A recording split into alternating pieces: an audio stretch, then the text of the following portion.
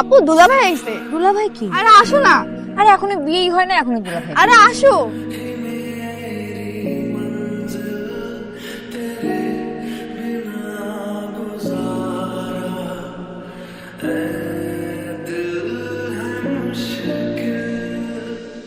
খালুজান, দেখা দেখির কাজটা শেষ হয়ে গেলে ভালো হতো না?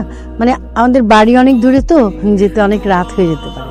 এই শর্মি, এই মনিকে নিয়ে আয়। মাশাআল্লাহ, আমার ছেলে পছন্দ হয়েছে। ছোট মানুষ, বাচ্চা মানুষ তো বুঝতে পারে নাই। বলছি যে মেয়ে আমাদের পছন্দ হয়েছে, আলহামদুলিল্লাহ। বিয়ে শাদীর ব্যাপারটা দেরি করতে চাইতেছি না, কারণ ছেলে মাত্র 2 মাসের ছুটি নিয়ে আসছে, একদিনও নষ্ট করতে চাই না সময়। আমার তো কোনো সমস্যাই নেই, আমি তো চাই আজকে আমার মেয়ে বিয়ে দিয়ে দিই, এটাও আমাদের অনেক পছন্দ হয়েছে।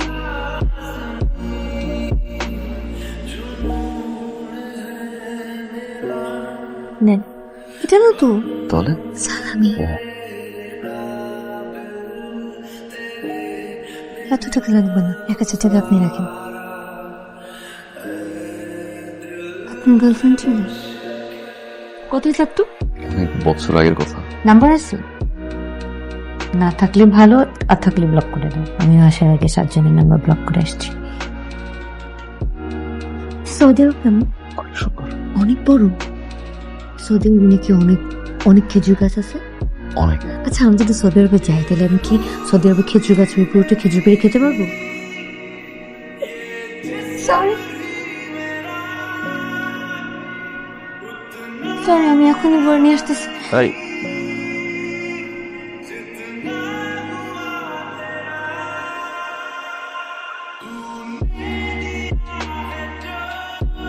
আমাকে কিন্তু অনেক ভালোবাসতে হবে। ভালোবাসি আমি, আমি একটু এমনই। এমনটাই সুন্দর, এমনই থেকো। শুরুতে যেমন পেয়েছি, শেষটা এরকম থেকে।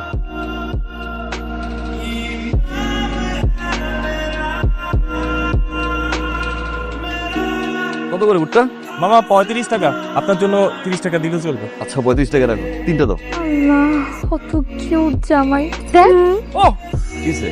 আমার একটু লাগছে। আমার আমার আমার মামা আপনি পারবেন না? আরে আসো। দেখ না, কত সুন্দর করে ফুটতে হাসতেছে। কি তো ভাইয়া কিন্তু অনেক জোস, খালি জোস, অনেক বড় ব্যবসায়ী, তাও আবার সৌদি আরবে। এরকম জামাই ভাগ্যের গুণে মেলে।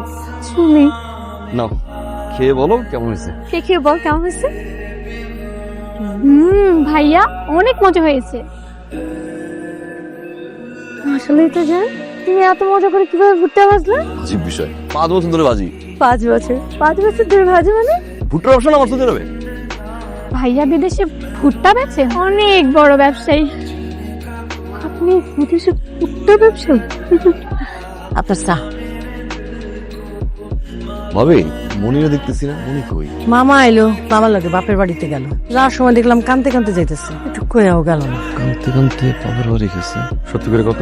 ওরে কিছু কইছিস? না আব্বা, বুঝছি। কি হচ্ছেন আব্বা? বাপ মানুষ কি আর করবো, তোর সর্দি যাওয়ার সময় হয়ে গেছে না, আমার তো কেমন করতেছে। আর তো নতুন বউ, নতুন বউরা এই সময় একটু কান্নাকাটি করে, তোর মাও করতো। আমার জামাই ভুট্টা বেচে। মা মনি, জামাই কি আসলেই ভুট্টা বেচে? হ্যাঁ বাবা, তোমাদের জামাই সৌদি আরবে ভুট্টা বেচে, ভুট্টা বেচে। কত স্বপ্ন ছিল আমার, বিদেশি একটা ছেলের সাথে বিয়ে করে আমি দেশ বিদেশ ঘুরে বেড়াবো। আমার জীবনটা শেষ হয়ে গেছে মামা। সকাল থেকে আমাকে মিষ্টা বান্ধবী ফোন করছে, আমি ওদের কাছে কি মুখ দেখাবো? আমার মান সম্মান সবকিছু গেছে। আমার মেয়ের জীবনে আমি নষ্ট করতে পারলাম না। চিল্লাচিল্লি করলে সমস্যার সমাধান হবে? ঠান্ডা মাথায় এই সমস্যার সমাধান করতে হবে।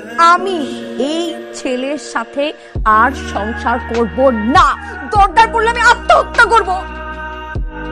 বিদেশ যাবেন মানে? হ, আম্মাই মারা গেল, মাটি যেতে পারি নাই।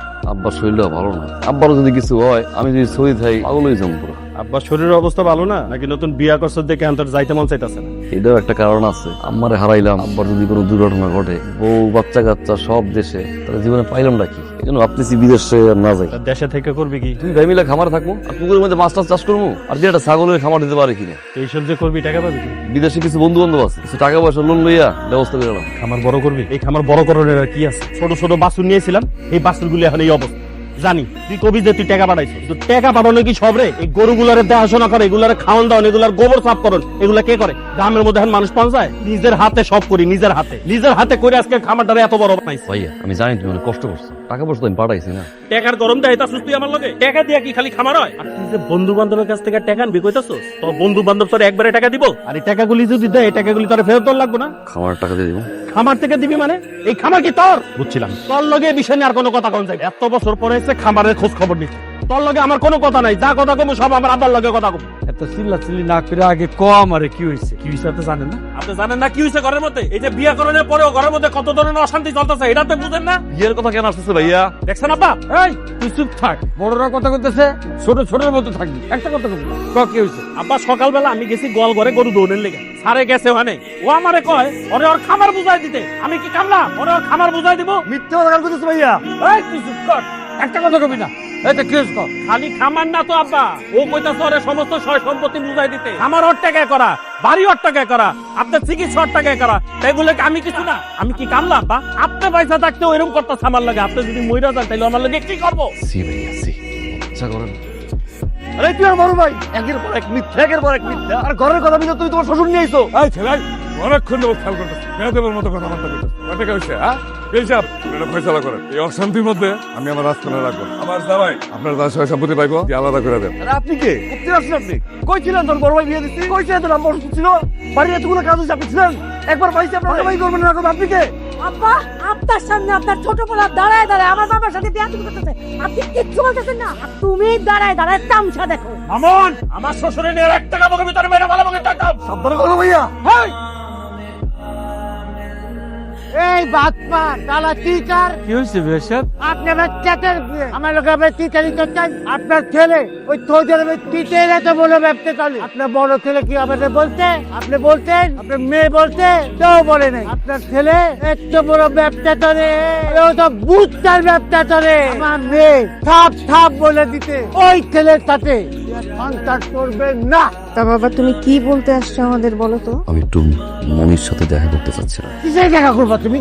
তোমার সাহস তো কম না, তুমি এই বাড়িতে আবার আইছো? কি চাও তুমি? আমার মান সম্মান সব ধুলে উড়ে দিছো। এই বাটপার, এই টিচার কেন আসছে এই বাসায়? আপনি একটু চুপ থাকেন না, মাথাটা ঠান্ডা করেন। আমি তো দেখতেছি। যাই, তার ভাই ভাবি বাপ সবাই আমাদের কাছে পুরোটা লুকাইছে। কি যে সমস্যা বুঝতে পারছে? এটা কোনো ব্যবসা হলো? এই ছেলে, এই আমাদের মনি তোমার সাথে দেখা করবে না। যা সিদ্ধান্ত নেওয়ার আমরা নিব, তুমি বাড়ি যাও। বাবা আপনাদের যা সিদ্ধান্ত আপনারা নিয়ে বাধা দেবো না, ভুলে যাবেন না মনি এখন আমার বিয়ে করাবো, কথা বলার অধিকার আমার আছে। আমার জরায়ুতে ক্যান্সার ধরা পড়ছিল, আব্বার পেনশনের কিছু টাকা জমি জমা যা ছিল সব পেয়েছে আম্মার চিকিৎসা করাইতেছিল। ইনকামের অপশন হাতে ছিল না। আব্বা বড় ভাই সবাই মিলে চিন্তা করলো আমার বিদেশ পাঠাই দিল। চাইতে চাই নাই, জোর করে পাঠাইল, দালালের মাধ্যমে পাঠাই দিয়েছিল। দালাল আব্বা জিজ্ঞাসা করলো আকামা কই, দালাল বুঝিল ফ্রি ভিসা। আকামা দিলে নাকি ওই একটা কাজে সারা জীবন করতে হয়, এই জন্য ফ্রি ভিসা দিছে। সৌদি আরবে গিয়ে বুঝলাম ফ্রি ভিসা বলতে কিছু নাই, সব বাটপারি। যে মালিকের আন্ডারে ছিলাম 3 বেলা খাইতাম, 14 ঘন্টা কাজ করতাম। 1 মাস গেল, 2 মাস গেল, 3 মাস পরে যখন আমার টাকা লাগবে চিকিৎসার, কাবিলের কাছে টাকা ছিল। বিশ্বাস করো মনে এত মারধর করছে, 17 ঘন্টা কাজ করতাম, আমি বাইরে খেয়ে যেতাম, একটা টাকাও বাড়ি পাঠাইতে পারি না। একদিন পলাই গেলাম, এই জায়গায় ওই জায়গায় এরকম করে 11 দিন ছিলাম। মিস্ত্রি মানে মিশরের আয়ের কাছে উঠলাম। ভুট্টার দোকানটা মূলত তার ছিল। মিস্ত্রি ভাই অসুস্থ হয়ে গেল, ভাবলাম আমি দোকানে বই, তার দোকানে বইয়া তার কামের সহায়তা করা শুরু করলাম। সব কাম শিখে আলাইছি। খুশি হয়ে সে একটা দোকান দিল, আমারে বয়াইল। যখন সেই ভাই সৌদি ছেড়ে চলে যায়, একটা দোকান আমারে বুঝাই দিল। চিন্তা করলাম বই থেকে লাভ কি। আস্তে আস্তে আল্লাহর রহমতে এখন আমার 5টা ভুট্টার দোকান। মনে আমি কিন্তু কোনো অন্যায় করি না। তোমার বিয়ে করার পরে আমারে মাটি না দেওয়ার কষ্ট, বিদেশের মাটিতে পাওয়া এত অত্যাচার, কাপিলের মায়ের দেহ সব বুঝে গেছিলাম। সবাই শুধু টাকাই বুঝে, ঘুমানোর আগে যেমন চিৎকার করা কান্না সেগুলো কেউ বুঝে না। প্রবাসীর টাকা ছাড়া ও আসলে শূন্য, ও আসলে একা। মনে কালকে আমার ফ্লাইট, দেশে আর কোনোদিন আসবো না। তুমি তোমার ফ্যামিলি মিলে যে সিদ্ধান্ত নিয়ে নাও, ডিভোর্স দিবা দাও, কাবিনের সব টাকা পিঠে দিও, ভালো থাকবো। পরের বার কোনো প্রবাসীর বিয়ে করলে আমার যাই না শুনে কইরো।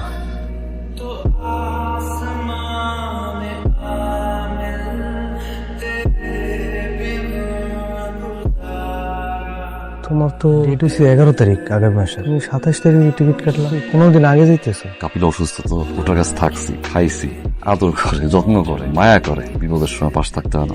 ভাই তুমি ভালো আছো তো? ভালো আছি, সত্যি করে কত ভালো আছি। সামান্য একটা লাইনের ছোট্ট লাইনটার ভিতরে তো মিথ্যা যে লুকানো, যা একমাত্র প্রবাসী হয়ে যাবে।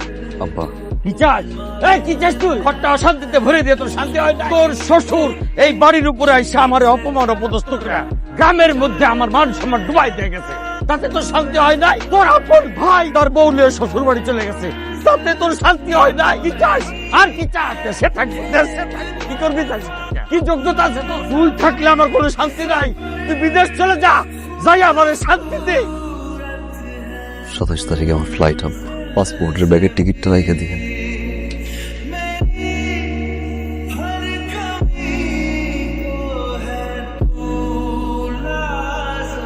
পাড়ায় দিব, যা লাগে আমার জানাবেন আব্বা, আমি সব পাড়াই। আমার বড় করার টাকা লাগবে না, মাসের গেট টাট যা দেবেন আব্বা আমার জানাই, সব পাড়াই দেবেন। আব্বা চিন্তা করেন না, দেশে গিয়ে পাসপোর্টটা ছিঁড়লাম আব্বা, কোনদিন আমি আর দেশে যাবো না আব্বা, এয়ারপোর্টে কারো আর আনতে হইব না আব্বা, কয়েকদিন বাইসে থাকবো, বিদেশের মাটিতে পয়সা পাবো আব্বা, আমি আর আমন আব্বা। তুই চলে যাচ্ছিস বাবা, আমার মুখটা ফাইতেছে, আমার বড় পুরোনো আর বউলের শ্বশুর বাড়ি যে পড়ে চলে যাচ্ছিস, দেখতে পাচ্ছি বাবা। আমি বুঝতে পারছি বাবা, বাপের রোজগার বন্ধ হয়ে গেলে বাপ বলার কাছে বোঝা হয়ে যায়। মামুন, আমার কাছ থেকে বিদায় নিয়ে যাবো না? আমি জানি আমি ভুল করছি, মানে মাফ করবো না। আর যাই হোক, আমি তো এখনো তোমার বিয়ে করাবো। আমি জানি তোমার পরিবারের জন্য বিদেশে যেতে হবে। যাও, 20 বছর পরে আসবে, কোনো সমস্যা নেই। তুমি আমাকে যেইভাবে রেখে যাবো, আশা দেখবো যে ঠিক একইভাবে আমি তোমার জন্য এখানে দাঁড়াই। তুমি বিদেশের মাটিতে যে কাজই করো না কেন, আমি আর তোমার পরিবার সবসময় তোমাকে নিয়ে গর্ব করবো। আব্বা পারলে বই ছাড়াই